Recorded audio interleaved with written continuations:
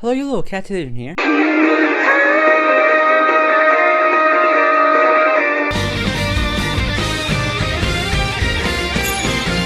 I start, I need to clear up that I'm going to be referring to the Netflix remake of the show, not the original. Popular version or not, this is the version I watched, so it's the version I'll be referring to, so no content from the manga that wasn't in the show or any details from the original matter to me in this discussion because I haven't read or watched them. So let's get cracking with the first section, stakes. Almost every instance of conflict in the show is fueled by personal stakes, thanks to the main attraction of the show, that being to gain the titular title of Shaman King and get their wishes accomplished. This is a great motivator because it means every character is working towards the same thing, but they're doing it for different reasons, which are then tied back to their backstories. Good job, Shaman King. You genuinely made a good way for us to encompass your characters and their past, all based on a dream that they're fighting for. Frozone is fighting to create a big field in which the spirits connecting humans and nature can reside.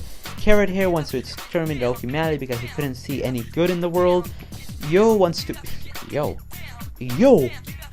create a calm world. With just this description, you can probably imagine what these characters are like, and I think the show did a good job of giving an in-world explanation for this. As Yo wants to live peacefully, he's going to try to add everyone's dreams and hopes to his own wishes, as that's what he thinks it's going to take to create a world he wants. As for physical stakes, there's no blood till like episode 27, and that's fine. I'm not asking every show to be gory McGory, but like no one's injuries last permanently, and it doesn't feel like they'll get hurt.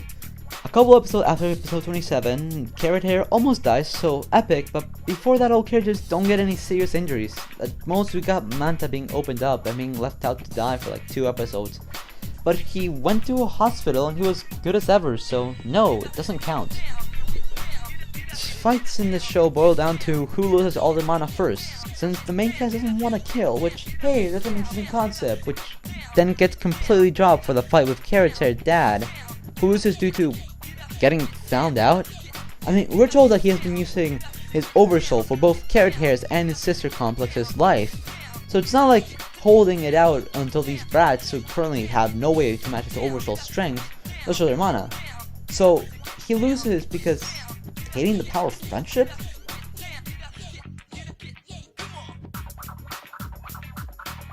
Okay, then moving on. Any characters that have some interesting non-conventional skill is beat by either power of friendship or by simply using the magic plot juice that are big numbers to block their attacks. Look, we literally have people getting completely frozen and then breaking up by just being stronger than the ice.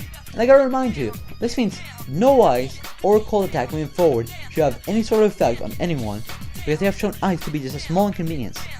This not only fucks any stakes the fight might have had, but also screws over Hororo, because now we know ice does jack shit against any of the followers of Howl, because they studied the same techniques the main cast did.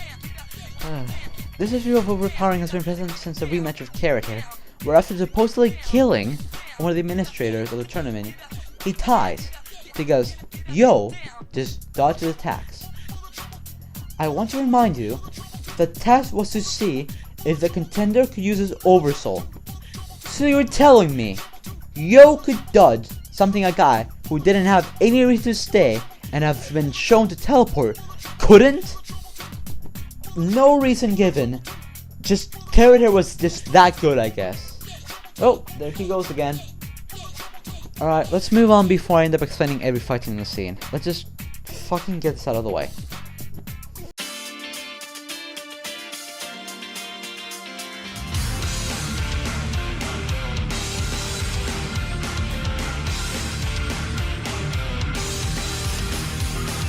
Fuck mana. On paper, the concept of a type of energy that can manifest differently depending on the user seems like a great way to create more interesting encounters without contradictions. It just becomes bigger number means stronger person.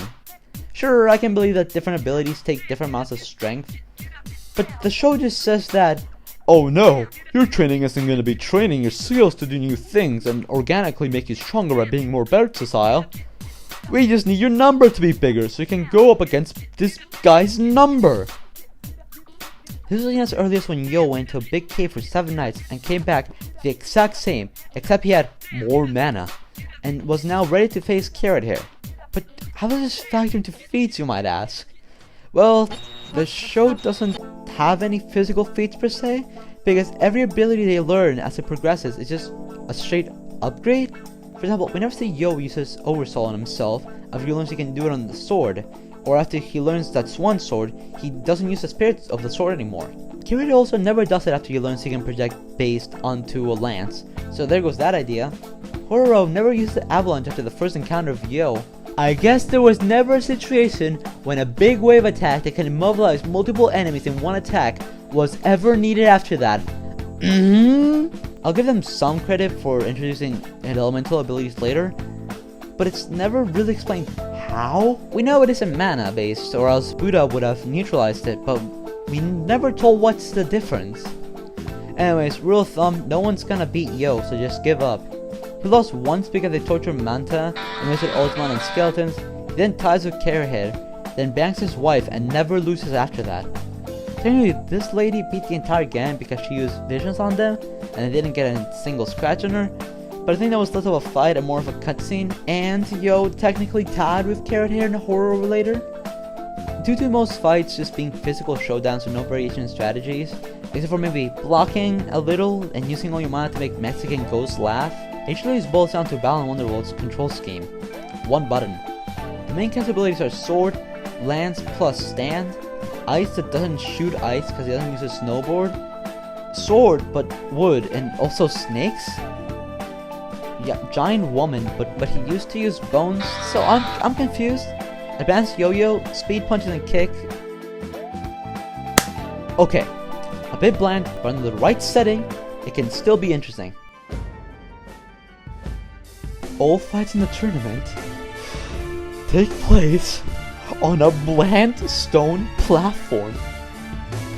Alright, let's not get ourselves into a twist. The issues with the feats in Shaman King all boil down to the fact that all the strength is based on the concept of power scaling. Power scaling. If rock beats scissor, and scissors beats paper, then rock beats paper. Meaning the show doesn't really give them any abilities which they can use to help traverse the situation, and the only character who could have had an interesting ability didn't get to do anything, or was allowed to get his ability to be anything beyond make ice shards and sometimes a dome. Wow, this is a convenience treat. There's only one convenient car, and now for the next 20 minutes there won't be any cars. That's my main issue with setting in Shaman King. It's not that it doesn't have any interesting settings, they just don't do anything with it. Oh hey, they're in front of a cinema. Will the fight carry into the inside? Using the teeth like shields? Oh, or maybe using the film to blind the enemy, or using lights to confuse? No! You stay on the street, and you will like it. Then maybe this one where they asked to meet in a hotel? Oh, they could go inside of the hotel and have to try to do the classic people think it's part of a film fight, and you'll have to try to get the civilians out of the way. They of course fought outside on an empty street. To give the show some credit, it is one big tournament arc, so their hands were tied, but there are more than enough chances to create versatile settings. Before ending this video, I want to preface that I don't hate Shaman King, and that it's not your fault if you like the show. I think the best way for people to learn is from failures, be it their own or from others. To be able to improve, you need to acknowledge that there are issues. Shaman King still has plenty of things you can enjoy and take from it, and this video doesn't really cover enough for it to be a full-on review. At least I hope you at least take the 3 principles into consideration, so that whenever you're watching an anime or any other action scene, and think to yourself, what would the little stupid man on my screen think?